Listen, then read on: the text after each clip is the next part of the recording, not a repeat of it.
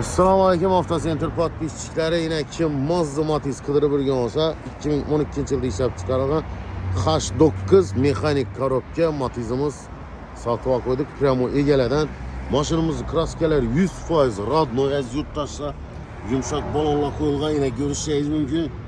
Bir yerinde bir zengin tüşkene mesele bu maşınımız yine. Krillerinden şengenemez hemmesi özü savası koy bunu tuttu yine. Çikollara karanla bu. Kadim çikollardan yine. Görsenizler. Maşınımız hakiki 22.700 kilometre özünü halal basıp ötken probegi. Ayak direği milyonumlarını tuttu. Apşıp gele taptaza yine. H9 deyende yine duga buladı. Yine sakat iskele koyulğanları. Maşınımız benzinle. Ez yurttaşlar bu maşınımızın narxı 60 milyon so'm. Ege bilen so'dalaşıp bura verəslə pəstən nomerini kaldıramız.